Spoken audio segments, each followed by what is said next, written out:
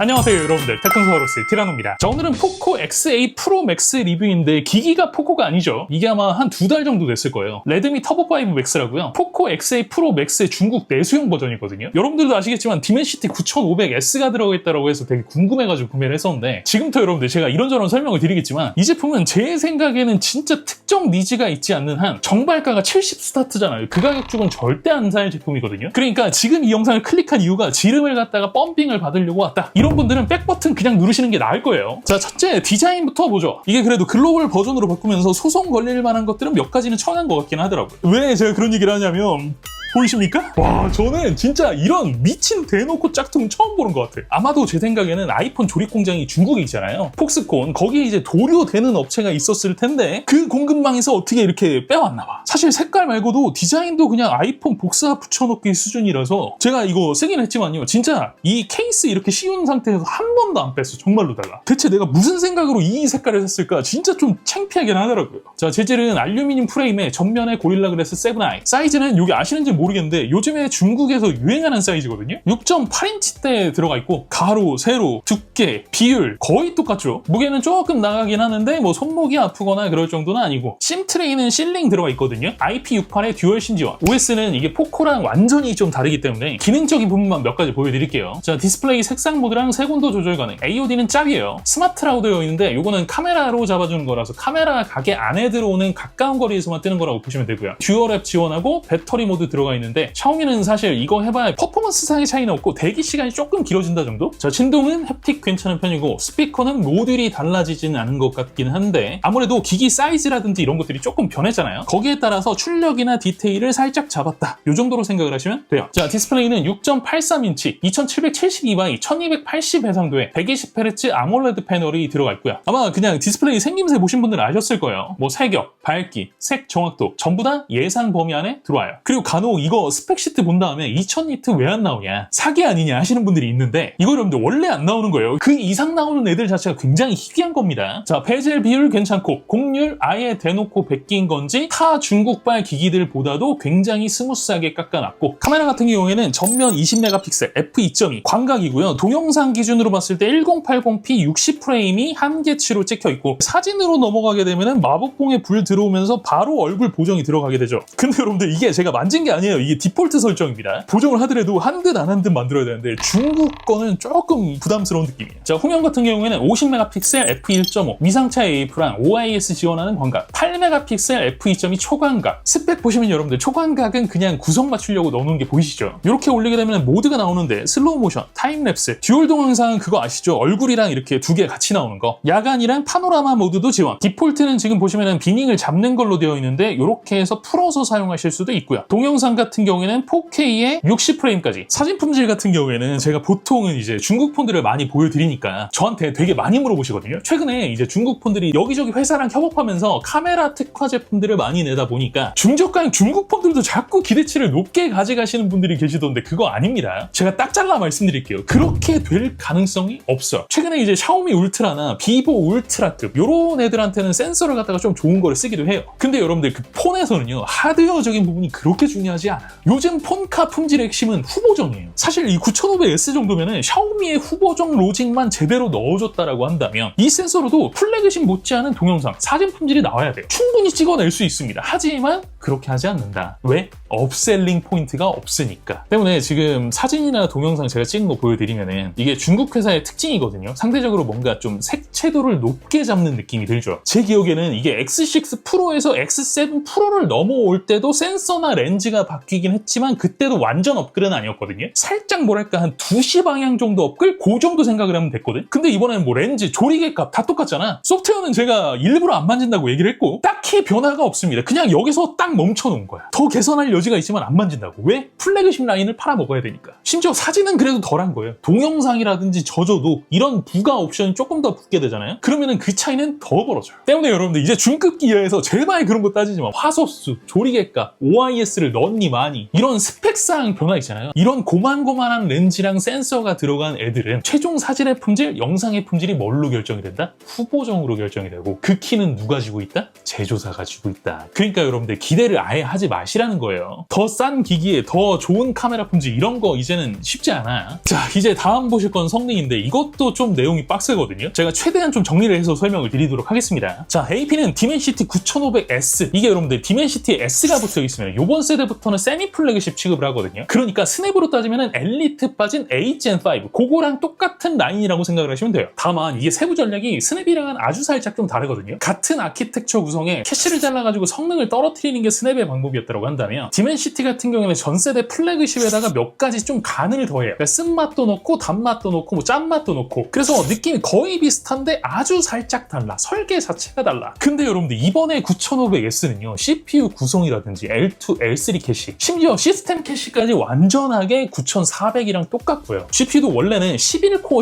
12코어를 선택할 수 있게끔 되어 있었는데 여기는 G925 12코어가 들어갔습니다. 그러니까 풀칩인 거예요. 스펙만 보잖아요. 그럼 전세대 플래그십인 9400도 아니에요. 9400 플러스랑 똑같이 만들어놨어요. 자, 그럼 여러분들 얘가 가성비가 오질 것 같잖아요. 아니 이거는 풀칩이라니, 그것도 전세대 플래그십, 야 미쳤다 이런 생각이 드시죠? 저도 그랬거든요. 근데 아니에요. 결과만 말씀드리면 이게 여러분들 벤치는 잘 나와요 생각보다. 물론 이제 살짝 일부분 떨어지는 데이터가 나오기도 하는데 이건 뭐 쿨링적인 차이에 발생이 된다 라고 얘기를 해도 충분히 이해가 될 정도의 수준이기 때문에 전혀 의심치 않았고요. GPU 등 몇몇 벤치들은 제가 비교한 게 9400 플러스가 아니라 9400이잖아요. 그래서 그런지 9400보다도 조금 더 예쁘게 나오는 느낌? 전체적으로 CPU는 조금 떨어지는 것 같아요. 소폭 하향되긴 하는데 GPU는 최소 동일 정도는 봐야 되는 점수가 찍힙니다. 자, 그런데 문제는 게임입니다. 솔직히 얘기해서 저도 이거는 원인 자체를 모르겠어요. 예를 들어서 뭐 타이틀 한 개만 그렇고 나머지는 다 정상이다. 특히나 뭐 마비노기 같이 최적화에 따라서 좀 성능이 많이 갈리는 애들이 있잖아요. 그런 애가 있다 그러면 넘어가기도 할 거고, 아니면은 다양하게 좀 다른 테스트 베드까지 넣어가지고 테스트를 할 텐데 이거는 그런 게 없어요. 그냥 중구난방. 그나마 제가 테스트하는 타이틀 중에서는 명조가 9400에 비해서는 상황이 제일 나은 거고요. 스타레일이나 마비노기 이런 애들은 명조보다 낙폭이 더 큽니다. 특히 여러분들 제가 이해할 수 없는 부분은요, 보통은 비정상적으로 성능이 떨어지면 전력도 같이 꼬라박아야지 맞는 거거든요. 근데 얘는 전력값에 어떤 특정 패턴 자체가 없어요. 제가 이 세 개 타이틀의 특징을 말씀드린 적이 있잖아요. 이 중에서 CPU 비중이 가장 큰 건 명조고 그 중간이 스타레일, 마지막에 마비노기가 GPU 비중이 가장 크다. 근데 보시면 아실 거예요. 이 전력이나 어떤 프레임 데이터가 어떤 특정 원인 때문에 이렇게 등락이 있는 것처럼 보이지가 않아요. 분석 자체를 하기가 되게 애매한 그래프가 나옵니다. 때문에 여기서부터는 뇌피셜인데 두 가지 정도로 추측을 해볼 수가 있을 것 같아요. 첫 번째는 미디어텍이 만든 디멘시티 9500S에는 아무런 문제가 없는데 이게 지금 포코 X 시리즈잖아요.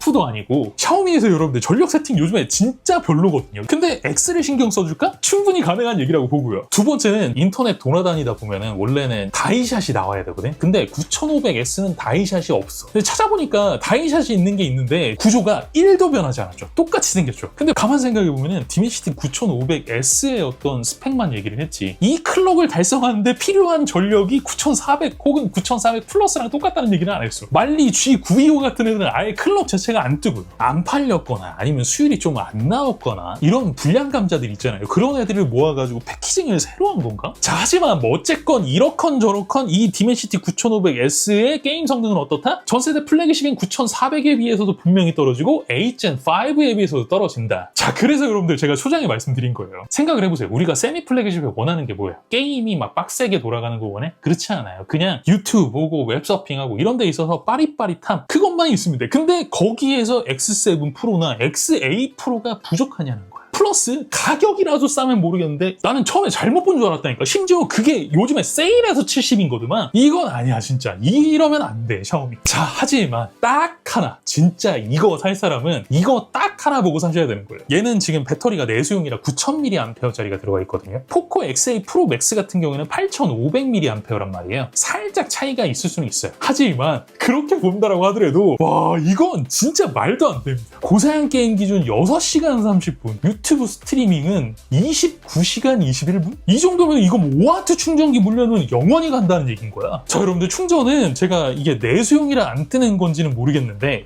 100W라는 메시지는 오로지 샤오미 충전기에서만 뜹니다. 저는. 단 이게 약간 허수 같은 게 있는 것 같은데 100W가 뜨든 안 뜨든 시간 차이는 거의 안 나요. 그리고 최대 들어가는 속도도 한 60W 언저리? 그 이상으로 올라가지를 않아. 자, 여러분들 이제 다 내용 말씀드렸고 정리해드립니다. 평범한 마감, 평범한 디스플레이, 디스플레이, 평범한 스피커, 평범한 카메라, 거기에다가 뭐 당연히 중저가기 때문에 빠져있는 무선 충전 때문에 가격 대비 특출난 거는 AP랑 배터리 딱 두 개인데요. AP는 구성이 9400, 전세대 플래그십이랑 똑같네 어쨌네 하는 것과 달리 실제 성능, 특히 게이밍에서는 성능이 많이 안 나온다. 심지어 타사 동급에 해당되는 8젠5에 비해서도 떨어진다. 그래서 성능 때문에 사겠다? 아닙니다. 그런 선택은 하시면 안 돼요. 단 배터리는 미쳤고요. 사용시간 진짜 돌았고요. 충전 간격 진짜 말도 안 되기 때문에요. 내가 원하는 건 딱 하나밖에 없어. 빠릿빠릿한 움직임, 에너자이저. 그리고 이 가격 괜찮아. 난 지를 수 있어. 샤오미에다가. 그런 분들은 사시면 됩니다. 말리지 않아요.